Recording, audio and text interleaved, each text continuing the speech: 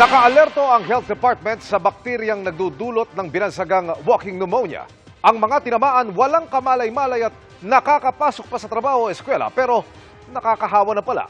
Nakatutok si Sandra Aguinaldo.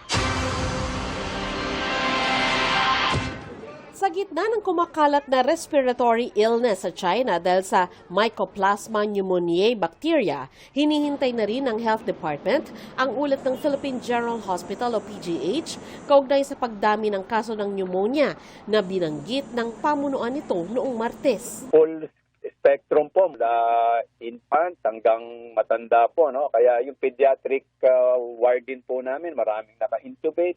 At marami rin po sa emergency room na mga naka-intubate na bata. Ayon sa DOH, ang nabanggit na bakterya ang sanhi ng tinatawag na walking pneumonia.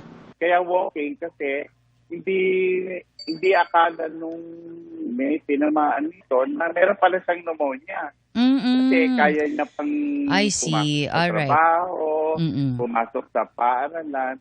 Pero pag pinay-examine yung x-ray, teka muna, may pneumonia ka. Nakabantay ang Pilipinas dahil hindi na lang sa China dumami ang batang may pneumonia. Ang Netherlands, nag-report na rin. So, ngayon sa Pilipinas, pinatitingnan natin yan kapag kasama tayo sa pangkalahatang pag-report kung meron tayo mga unusual na obserbahan po. Sa Kamuning Elementary School, pinatutupad pa rin ang ilang COVID health protocols gaya ng hiwa-hiwalay na upuan, palagyang paghuhugas ng kamay at pagpe-face mask kapag may ubo o sipon. Oktubre pa raw sila huling nagkaroon ng kasong may pneumonia.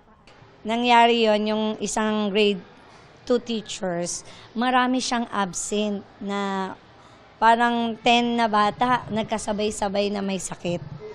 Kasi 'di ba, yung ubo, sipon, dahil din sa pabago-bago ng panahon natin. Hindi mo mapapansin. Pero meron yung time na grabe yung ubo niya, malalim. Sabi ko, parang i-recommend siyang ipa-check up. Ayon sa Department of Education, wala namang pagtaas ng pneumonia cases na nauulat sa mga public school pero patuloy itong magbabantay. Para sa GMA Integrated News, Sandra Aguinaldo, Nakatutok, 24 Oras. Mga kapuso, samahan nyo kaming tumutok 24 oras. Bisitahin at mag-subscribe sa GMA Integrated News sa YouTube. Sa mga kapuso abroad, bisitahin ang GMA Pinoy TV at www.gmanews.tv.